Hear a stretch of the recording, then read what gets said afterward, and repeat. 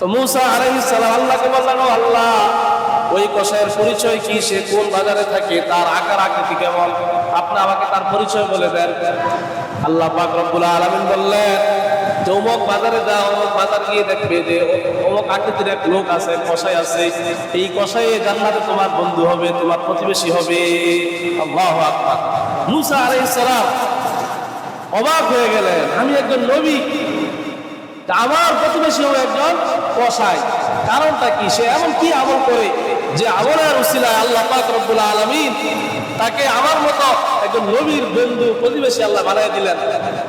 এবার মূসা আলাইহিস সালাম আল্লাহ তাআলা দেওয়া তথ্য মতো তিনি চলে গেলেন বাজারের মধ্যে গিয়া, আল্লাহ তাআলা যেই আকৃতির লোকের কথা বলছেন এরকম এক কসাইকে তিনি পেয়ে গেলেন। মূসা আলাইহিস সালাম তিনি সকালবেলা গিয়ে দূর থেকে লোকটাকে পর্যবেক্ষণ করলেন, দেখলেন যে সে সারাদিন কি আমল করে, কি আমলের কারণে আল্লাহ তাআলা তাকে এমন মর্যাদা দিলেন যে সে জান্নাতে আমার সঙ্গী হবে, আমার প্রতিবেশী হবে। মূসা আলাইহিস সালাম এরকম তার দিকে লক্ষ্য রাখলেন, পর্যবেক্ষণ করলেন। যখন সন্ধ্যা হয়ে গেল, দেখলো লোকটা কিছু গোস্ত একটা কাগজের মধ্যে নিয়ে নিল, একটা সাফার মধ্যে কিছু গোস্ত নিয়ে নিল। এবার সে বাড়ির দিকে রওনা হয়েছে। মূসা আলাইহিস সালাম তার সামনে গিয়ে বলল, ও ভাই, আমি একজন মুসাফির মানুষ, এখানে আমার থাকার কোনো জায়গা নাই, আমাকে কি তুমি একদিনের জন্য তোমার বাড়িতে মেহমান করে নিয়ে যাবে? তখন ওই কসাই বলল, ঠিক আছে, চলেন, আপনি আজকের জন্য আমার বাড়িতে মেহমান হন। মূসা আলাইহিস সালাম ওই কসাইয়ের সাথে তার বাড়িতে গেলেন। যাওয়ার পর সে বাড়িতে গিয়ে প্রথমে মূসা আলাইহিস সালাম দেখেন যে সে একটা রুমের ভিতরে চলে গেলেন। যাওয়ার পর এরকম একটা থলে থেকে, একটা বাক্স থেকে কবুতরের বাচ্চার মতো জীর্ণ শীর্ণ এক বৃদ্ধ মহিলা, একবার দুর্বল, একবার জীর্ণ শীর্ণ হয়ে গেছে, ওই মহিলাটাকে সে সেখান থেকে নামালেন। নামায়া তার গায়ে যে কাপড় চোপড় ছিল এগুলো পাল্টাই দিলেন, সুন্দর করে তাকে পাক পরিষ্কার করে দিলেন। যে গোস্ত বাজার থেকে আনছেন এগুলো সে নিজে এগুলো কেটে সুন্দর করে রান্না করে এরকম চামচ দিয়ে মাকে এখান থেকে খাওয়াইলেন। মূসা আলাইহিস সালাম দেখলেন যে ওই কসাই যখন তার মাকে এরকম লোকমা দিয়ে দিয়ে খাওয়াইতেছে আর সে ঠোঁট নেড়ে নেড়ে কি যেন দোয়া করতেছে, মূসা আলাইহিস সালাম তার এই কথাগুলো বুঝতেছিলেন না। পরে যখন মাকে খাওয়ায় ওই লোক চলে আসলো, মূসা আলাইহিস সালাম ওই লোককে বললেন, ও ভাই, এই বৃদ্ধা মহিলাটাকে কি, তার পরিচয়, তোমার সাথে তার সম্পর্ক কি, আর তুমি যে তার সেবা করলা, খেদমত করলা, দেখলাম যে সে ঠোঁট নাড়া নাড়ায় ফিসফিস করে কি যেন দোয়া করলো, কি যেন বললো, সে কি বললো আমি তো কিছুই বুঝতে পারলাম না। তখন মূসা আলাইহিস সালামকে ওই কসাই জবাব দিল যে, হে মুসাফির ভাই, এই যে বৃদ্ধ মহিলা দেখতে পেলে জীর্ণ শীর্ণ দুর্বল, অনেক বয়স হয়ে গেছে, সে হলো আমার মা, তার সাথে আমার সম্পর্ক হলো আমি তার ছেলে, সে আমার মা, তাকে দেখাশোনা করার মতো আমি ছাড়া আর কেউ নাই। আমার প্রত্যেক দিনের নিয়ম হলো যে আমি সারাদিন এরকম গোস্ত কাটাকাটি করি, গোস্ত বানাই। আমি যখন সন্ধ্যাবেলা আসি, এসে নিজে রান্না করে আমার মাকে খাওয়াই, আমার মাকে আমি পাক পরিষ্কার করি। আমার মা প্রত্যেক দিন আমার উপর খুশি হইয়া আল্লাহ তাআলার কাছে দুই হাত ধরে দোয়া করে, আল্লাহ, আমার এই ছেলেটাকে, মা ভক্ত ছেলে, আল্লাহ, আমার এই ছেলেটাকে তুমি জমানোর পয়গম্বর মূসা আলাইহিস সালামের সাথে আল্লাহ তুমি জান্নাতে রাখিও, তাকে মূসা আলাইহিস সালামের বন্ধু বানাই দিও, সঙ্গী বানাই দিও। আল্লাহু আকবার। মূসা আলাইহিস সালাম আর বুঝার বাকি রইল না, আরে এই লোক যে এত মর্যাদা পাইছে এটা তো মায়ের দোয়ার কারণে। দেখছেন, একজন কসাই মায়ের খেদমত করা, মাকে রাজি করা একজন নবী কি হয়ে গেছে, বন্ধু হয়ে গেছে, সঙ্গী হয়ে গেছে, সে জান্নাতে মূসা নবীর সাথে থাকবে। আল্লাহু আকবার। এটা কিসের বদৌলতে? মায়ের খেদমতের বদৌলতে, মায়ের দোয়ার উসিলা। এটা হলো যে মা যদি কারো জন্য ভালো দোয়া করে আল্লাহ তাআলা সেটা কবুল করে নেন। এরকম আরেক ঘটনা আসছে যে মায়ের বদদোয়াটা কত জঘন্য, কত ভয়ঙ্কর, আপনাদেরকে বোঝার জন্য বলি। কিতাবের মধ্যে ঘটনাটা লেখা হয়েছে, এটা কতটুকু সত্য এটা জানি না, তবে ঘটনাটা শিক্ষণীয়। এরকম অনেক সময় হয় মা বাবা বদদুয়ার কারণে দুনিয়ার মধ্যে সন্তানের উপর বড় ধরনের মুসিবত নেমে আসে। যে পূর্বেকার এক ঘটনা উল্লেখ করা হয়েছে যে এক মৌলভী সাহেব, যে ওনার বাড়িতে বৃদ্ধ মাকে দেখাশোনা করার মতো উনি ছাড়া আর কেউ নাই। তো ওই মৌলভী সাহেবের মনে বড় আশা, সে হজে যাবে, কিন্তু মাকে একা রেখে তিনি যেতে পারে না। যখনই হজের সময় আসে মাকে বলে, মা আমি হজ করতে যেতে চাই। তো মা বলে, বাবা তুমি এবছর দেও না, তুমি যদি চলে যাও আমাকে কে দেখাশোনা করবে, হয়তো আমি মারা যাবো, তুমি এসা লাগার দেখবা। তো ওই বেচারা কি করবে, মায়ের কথা বলতে পারে না, এভাবে মায়ের খেদমতে এসে থেকে যায়, হজে আর তার যাওয়া হয় না। এভাবে যখনই হজের সময় আসে সে হজে যাওয়ার নিয়ত করে, কিন্তু মা তাকে অনুমতি দেয় না। মা বলে, বাবা আমার তো অবস্থা ভালো না, তুমি ছাড়া আমার কেউ নাই, আমাকে কে দেখাশোনা করবে, তুমি চলে গেলে যে হয়তো আমি মারা যাব, আমাকে তুমি আর এসে পাবে না। এভাবে 1 বছর 2 বছর 3 বছর 4 বছর এরকম গেছে। 5ম বছর যখন আসলো, এবার ওই মৌলভী সাহেব হুজুর তিনি এবার পাক্কা ইরাদা করলেন যে এবার যাই হোক, মা অনুমতি দেখ বা না দেখ, এবার আমি হজেই যাব।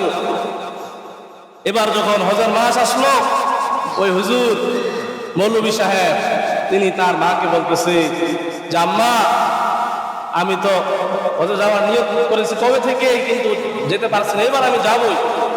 মা বলতেছে, না বাবা এবছর দেও না, আগামী বছর দেও, এইবার হয়তো আমি মারা যাবো। বলে, আপনি তো প্রতি বছর এই কথা বলেন, মারা যাবেন মারা যাবেন, আপনি তো কই এখনো তো মরেন নাই, যে আমি এবার যাবই, আপনি আমাকে অনুমতি দেন বা না দেন, আমি যাবই। তো মা তাকে যতই বাধা দিল, সে মায়ের কথা শুনল না।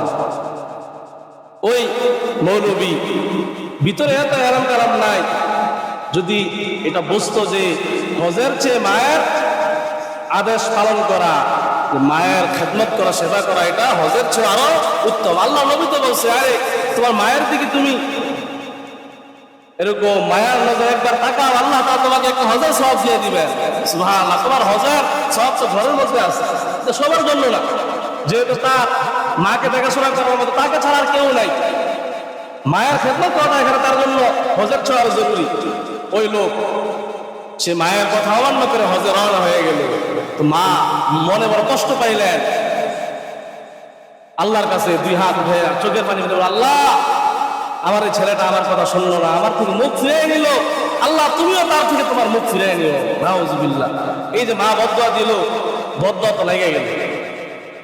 এবার এই মৌলভী সাহেব, আগের যুগে ঘটনা, তখন তো মানুষ হেঁটে হেঁটে হজে যাইতো, তখন তো এখনকার মতো এরকম যানবাহনের ব্যবস্থা ছিল না, উড়োজাহাজ বিমান ছিল না, মানুষ মাসকে মাস সফর করে হজে যাইত। তো তিনি এই সফরে যাওয়ার পথে এক এলাকায় যাওয়ার পর সন্ধ্যা হয়ে গেল। তো তিনি চিন্তা করলেন যে আজকে রাত্রটা এই মহল্লায় থাকবো, এই মসজিদে আবার বন্দী করে কাটাই দেব। তো তিনি রাত্রবেলায় মসজিদের মধ্যে অবস্থান করলেন, মসজিদে জিকির আজকার করেন, নফল নামাজ পড়েন, একটু বিশ্রাম নেন। ঘটনাক্রমে ওই এলাকায় ওই দিন মসজিদের পার্শ্ববর্তী যে বাড়িতে চুরি হয়েছে। চোর ওই বাড়িতে এরকম অনেক কিছু চুরি করছে। চুরি করার পর যখন মালসালা নিয়ে বের হবে, এমন সময় ভাই ওরা টের পেয়ে গেছে। সে যখন চোর চোর করে চিৎকার দিছে, আশেপাশে সবাই তাকে দৌড়ান দিয়েছে। ফলে এই চোর সে কোনো অবস্থা না দেখে এই মালসালা সব নিয়ে আসে মসজিদের ভিতরে ঢুকে গেছে। মসজিদে ঢুইকা সে মসজিদের এক কোণার মধ্যে মালসালা রেখা, যখন লোকজন সবাই এদিকে আসছে, সে দেওয়াল টপকায়া সে পলায় গেছে। এবার লোকেরা সবাই দেখছে ওই যে চোর মসজিদের দিকে আসছে, সবাই দৌড়ে মসজিদের ভিতরে আসছে। আইসা দেখে যে এখানে একজন লোক দাঁড়িয়ে আছে, এরকম গায়ের মধ্যে পাঞ্জাবি টুপি আছে। দেখতে দেখা যায় হুজুর আর যত চুরির মালসামারা সব মসজিদের এক কোণার মধ্যে। তারা সবাই মসজিদে এসে বললো, দেখছো কেমন চোর, চুরিও করে আবার নামাজে পড়ে এখন ধরা হয়ে যাবে, এমন অবস্থায় সে নামাজে দাঁড়ায় গেছে। এবার সব লোকেরা আইসা মসজিদের মধ্যে আইসা তাকে যে যেভাবে পারলো মারধর শুরু করে দিল, বললো কত বড় জঘন্য চোর, সে চুরি করছে ভালো কথা, আবার এরকম ধর্মীয় পোশাক পরে হুজুরের ভেড়া করে সে চুরি করতে আসছে, আবার মাল সামান নিয়ে মসজিদের মধ্যে ঢুকছে, সে এখানে ডাবল অপরাধ করেছে, তার অপরাধ বেশি। এবার সবাই তাকে মারধর করে ওই সময় যে বাদশাহ ছিল বাদশাহ দরবারে নিয়ে গেছে। এবার বাদশাহ তার ব্যাপারে ফায়সালা করলো, যেহেতু সে চুরি করেছে, তার এই চুরির কারণে তার হাত কেটে দেওয়া হোক, কারণ ইসলামের মধ্যে চুরির শাস্তি হলো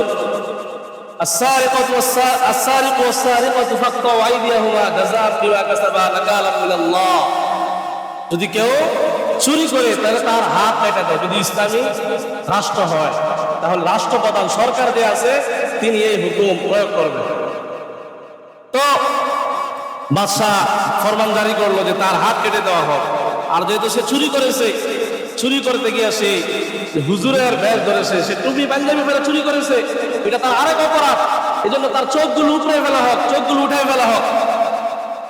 এরপরে বললো যে সে এই যে চুরির মাল সামান আনিয়ে সে মসজিদের ভিতরে ঢুকেছে, পবিত্র জায়গার মধ্যে গেছে, যখন ধরা পড়ে গেছে সে নামাজ পড়ছে, এটা তো আরেক অপরাধ, এই জন্য তাকে হত্যা করা হোক। তো যখন এই ফায়সালা বাসা করলো, বললো যে পুরো গ্রামের মধ্যে এই ফায়সালা শোনায় দাও, যেন তার থেকে সবাই শিক্ষা লাভ করে, সবাই যেন ভবিষ্যতে আর এই ধরনের চুরি না করে।